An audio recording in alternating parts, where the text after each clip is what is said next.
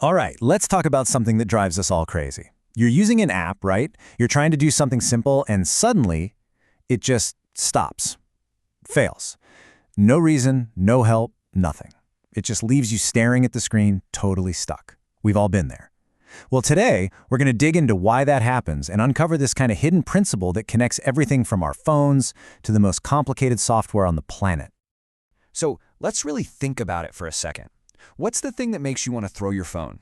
Is it just that the app crashed? Or that it was a little slow? I don't think so. The real deep frustration usually comes from a total lack of communication. The app knows something's wrong, but it just won't tell you what. It's like it's stonewalling you. And this slide just nails that feeling, doesn't it? On the left, you've got action failed. That's a brick wall, a dead end. It gives you absolutely nothing. But then, look at the right.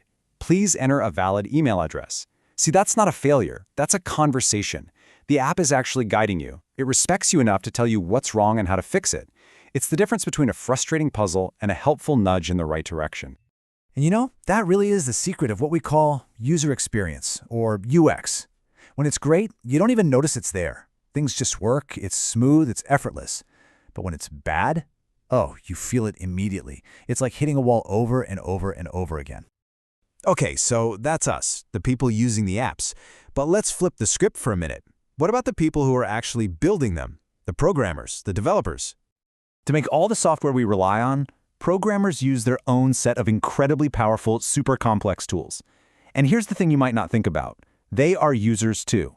They have their own user experience with the very tools they use to create our experiences. And one of the most important tools in a programmer's toolkit is something called a compiler. The easiest way to think about it is like a translator. The programmer writes instructions in a language a human can understand, and the compiler translates all of it into the ones and zeros a computer can actually run. It's the essential bridge between a human idea and a machine's action. So what in the world does the design of a simple phone app have to do with a super technical tool like a compiler? Well, the connection is way more direct than you'd think. And honestly, it kind of changes how you look at design as a whole. This quote, this just perfectly connects the two worlds. It's the whole idea of this explainer in a nutshell. But hang on, what exactly are diagnostics? Simply put, diagnostics are how the compiler talks back to the programmer. When the programmer makes a mistake, a typo, a wrong command, whatever, the compiler's job is to spot that problem and report it. Those messages, those warnings, those are the diagnostics. And this is the big aha moment. For a programmer, those error messages aren't just some little feature. They are the user interface. That's the entire experience. It's not just some technical jargon. It is the conversation. Okay, so that's the theory. But what does this actually look like in the real world? Let's check out the difference between a bad compiler experience and a really good one, because it is night and day. For years, programmers would get errors like this one. This is basically the programmer's version of action failed. It's this infamous, super cryptic message that tells you something went horribly wrong, but it gives you zero clues about what, where, or why. It is the ultimate brick wall. Now, compare that to the modern way of thinking. New programming tools have started treating their error messages like a good user interface should. First, they tell you exactly what the problem is. Then, they literally point to the specific line of code where it happened. And the best part, a lot of the time, they'll even suggest how to fix it. And the impact of this change is just massive. It completely shifts the dynamic. You go from spending hours being a detective, totally frustrated, to making a quick fix in seconds.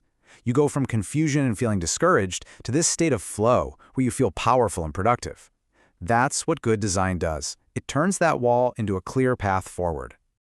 So this whole idea is actually way bigger than just apps or coding tools. It's a principle that applies to pretty much any system that has to interact with a human being.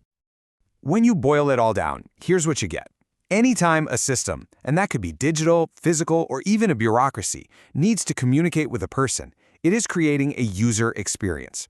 And the quality of that experience, whether it's good or bad, depends entirely on the quality of that communication.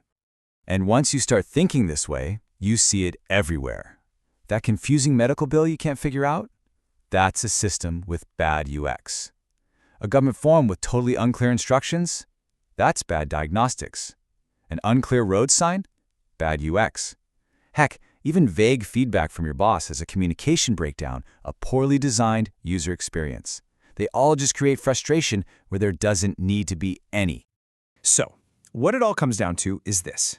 Good design, whether it's for an app, a compiler, or a medical bill, it always starts with one thing: empathy.